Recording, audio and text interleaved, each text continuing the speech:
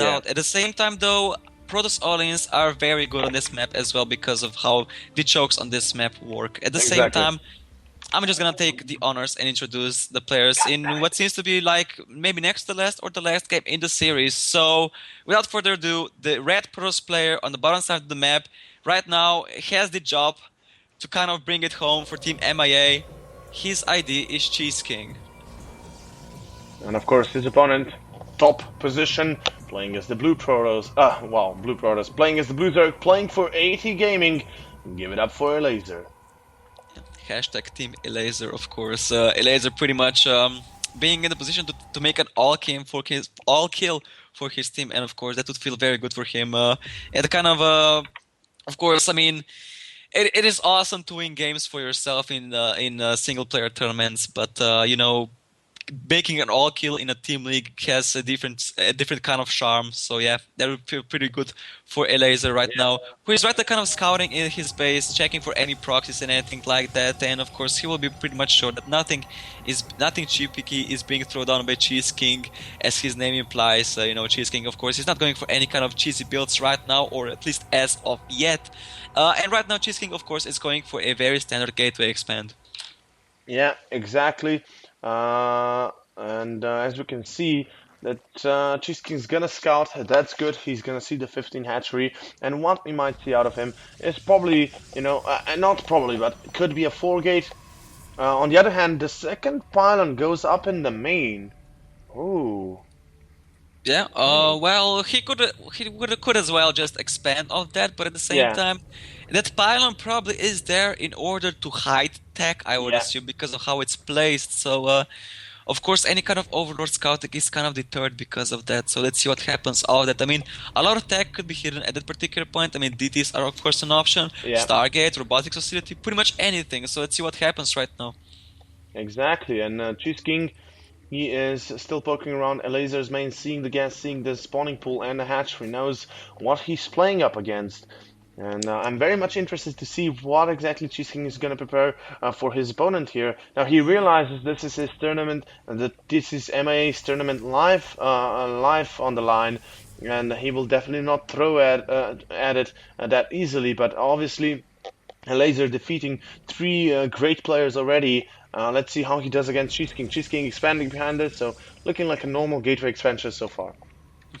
For sure, with only 1 gas being added. So, of course, a 4-gate pressure is a possibility on our menu for a Protoss player. At the same time, though, Elazer, of course, is pretty much following the same build order that he has done in the previous game, going for a hatchery first, following by a spawning pool and a very quick metabolic boost. So he has the necessary options, which could be utilized in order to defend any kind of early gateway aggressions by the Protoss player. So yeah, of course, with the early metabolic boost, of course, being down for our Zerg player, he will have the opportunity to take the map advantage, to take the map control over this map and pretty much scout for any kind of cheeky probes hitting on the map. And right now, we can see that CheeseKing already is doing that, with one of the probes being cheekily hitting right over here in the middle of the map by the cliff. Yeah, and it's going to be a 4-gate style from CheeseKing, so that 3rd base is going to be under siege soon. Elazer going to have to deal with it. Of course, lings only are not the option unless it's a mass amount of lings, and so far we see 8 lings in production. Speed is about to finish up as well, 14 lings, and yeah, Elazer is doing exactly the same build he did against the Lukes, and that means CheeseKing is, you know, going to either have to have good control or good coverage, but Elazer is going to scout the pylon. Oh, and CheeseKing barely escapes. If he had built the pylon in face of Elazer, that would be a hell of a lot different. Well, what I would really like from CheeseKing to do right now is that he has identified that a lot of commitment, I mean, a lot of links are being made instead of drones right now for Elazer, and he should just pretty much look towards posturing defensively, and actually, no, he's kind of ignoring that and making a lot of zealots right over there. So, of course, he does have enough units in his main base in order to defend against the incoming push. This could be devastating. Look at the amount of links more in production. CheeseKing's nowhere near of dealing with that many links coming his way again, and at home already the kickoff, the engagement has started. Everything is dying. We see a couple of 4 zealots are not good enough against the 20 links more in production, and the gateways are slowly falling. A couple of sentries have been warped at home, so force fields will be utilized at the maximum amount. But will it be enough here? I don't know, man. This is not looking so good for CheeseKing right now. He's losing those gateways, and that's a grave loss to endure, and he's going to need to re-force fill that wall in again. And as we can see, those links are slowly dying out, so that's very good. And CheeseKing is slowly but surely will survive a little bit longer. Yeah, at the same time though, CheeseKing was doing a lot of pressure between the natural and the third base of the Zerg players, so he actually is making quite a decent trade. I mean, even his Mothership core was not there for defending, and it actually did quite a lot of pressure. And right now, the economic advantage is definitely in the favor of a Protoss player, and if he manages to defend these units coming towards his base, and he surely will, he should be in a very good position going into the later stages of this game. Exactly, and behind this, he's already building the robotics facility, adding up more gases.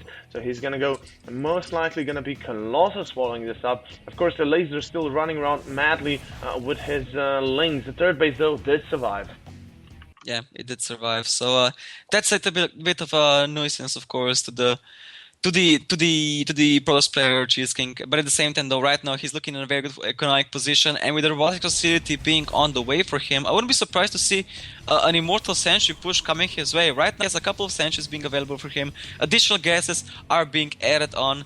The only little bit unfortunate thing for CheeseKing right now is that he got supply blocked a little bit, but of course that will kind of even out soon enough. And yeah, of course Forge was added up, and CheeseKing right now will have the opportunity to chrono boost out the +1 upgrade while he makes all of the Immortals. So yeah, so let's see it what will happens. be the Immortal all-in, as it seems, and I'm wondering if Elazer knows this is coming his way. Now he's sending in an Overload, which will never arrive because CheeseKing is already posturing sentries on the left side. Of course, the Link still at the main, be in front of the entrance of CheeseKing's main, and we see Lair has been revealed. But Elazer, I think he is aware of the fact that there's an Immortal push coming his way, and CheeseKing has to chrono boost that +1 weapons. Otherwise, this might not end well for him. And let's see. Yeah, I mean, at the same time though, Elazer is can be pretty much certain, even with him not scouting out the robotics facility, that if a Protoss player were to expand, he would probably expand it by now. So he's pretty certain of what is going on. At the same time, though, the lair tech has almost completed for Elazer, and I wonder what kind of tech, of course, he will take in order to defend his third base and his life. So yeah, I'm gonna say Hydralisk. That means Hydralisk Den, because that's probably the best option he could go for. Now, obviously, Infestation Fleet Swarm Host would be excellent as well, although he needs a little bit more time with that. Nope, it's gonna be Hydralisk Den, so he knows that it's an Immortal push coming from CheeseKing, so he's gonna prepare against this basically to the maximum. And CheeseKing, well, he will really need excellent control here. Yeah, he's got very good force fields. At the same time, though, the attack angle that he's coming from is already being kind of held down by the spine crawlers, and yeah, it's gonna be kind of hard to defend. But at the same time, he does have a little bit of a timing before the Hydras are gonna be available on the map. Oh, those sentries! Look at the amount of links and sentries engaging there, and the Elazer is picking up an Immortal as well. Holy crap! Immortal is being picked up, and force fields. Oh my god, it survives! But the amount of force fields utilized already by CheeseKing is crazy. And we don't have that many zealots here, and Elazer is gonna defend with those sentries as well. CheeseKing gonna probably go around, but he doesn't have the time. He has no time at all. 1600 in production. Elazer right now looking like he might be able to take this game, and CheeseKing's gonna still try and poke around the third. Hallucinate the Archons will challenge a couple of those, will damp a couple of that damage, but will it be enough here? I don't know, man. CheeseKing is at least killing those Hydralisk, those spines, but will it be enough? The third base is gonna be under siege, and let's see Elazer again reinforcing with more lings, and this is a game where CheeseKing is running low on options. The Hydralisk, look at the amount of Hydralisk, the Mothership core falls, and this is not a game where CheeseKing wants to find himself in. Yeah, also the War Prison has taken quite a lot of damage by the Hydras in the main base, but right now also all of the links from Elazer have fallen, and of course you do want to have a lot of links. Yeah, the War Prison did fall right over there, but at the same time though, the army supplies are still kinda even, and if CheeseKing still has very good force with control, he should maybe win the game, but he lacks firepower. It's gonna be extremely close. The Hydralisk are really dealing a lot of damage. CheeseKing running low on manpower. Those zealots are so important here for the survival of the Protoss. Now Elazer is slowly but surely dwindling down on those Hydralisk count, but CheeseKing is still, being not having that much force fields available. Only 2 Immortals. Well, 2 Immortals still surviving. That's good. Don't get me wrong, but he really wants to have more than just the two, just a couple of zealots. And beautiful force fields by CheeseKing. I think this might be a option here for CheeseKing to win. Those hundreds still dealing a lot of damage, but will it be enough here? Elazer running low on options. Those sentries being picked up, and Elazer, I think though he might. It's a really close call here. A couple of zealots have been walked into the main of Elazer as well. The sentries are slowly but surely dying, and I think Elazer will hold here with the spines falling in. This might be a hold for Elazer, and CheeseKing is still killing drones though in the main. That's a very good trade for CheeseKing. And let's see, Elazer here will force CheeseKing to fall back with basically 0 units. And this game is looking like, I mean, it's a really weird game. CheeseKing still, you know, somehow managing to destroy a lot of economy in the main of Elazer. But the third base stands, and the army of CheeseKing is slowly but surely being dwindled to a pulp. Yeah, I mean, I think that one of the main points why this push was not as successful as it should have been is that CheeseKing maybe had too many sentries. I mean, as he was making that push, he had like 18 sentries or something like that, something crazy like that. Of course, there is a lot of forces, but at the same time, the punch is actually not as big as it should have been. At the same time, with the Ward Prism being active in the main base of Elazer, CheeseKing right now is in a decent economic position. Right now, he actually has more workers than his Zerg opponent, and with the Colossus follow-up, he's still looking in a very good position, I must say. Exactly. And as you can see, Elazer is really being spread along every single line in his natural and third and main. As you can see, CheeseKing is gonna have to retreat here. The War Prism again returning to the main. Elazer has absolutely 0 things to defend there, so more drones could be killed already. 18 have been, but still, I mean, the third base survived for Elazer. That's the biggest problem for CheeseKing. Yeah, of course. The War Prism, the War Prism, the War Prism.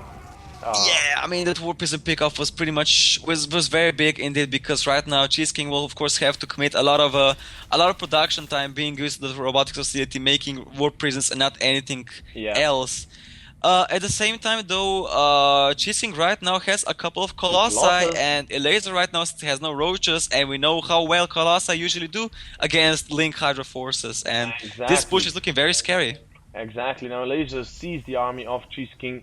I know he does not see it, he does not know about it. CheeseKing will take down the third base without much problem. We have more Hydras being produced, which will not save the day for Elazer. And here comes the army. The Colossus are very much real this time around, not as they were against with Grey Warden. And Grey Warden right now is gonna try. Wow, CheeseKing is gonna try and take down the third base. Now there's a lot of Hydras, good concave for Elazer, but the Colossus I think are just too strong here, and Elazer is forced to pull drones, and I think we might see a GG from Elazer soon here, because he's losing drones by the dozen, and the third base still being under siege. Although there's no more zealots left, actually there's a small amount of GG called, and CheeseKing takes the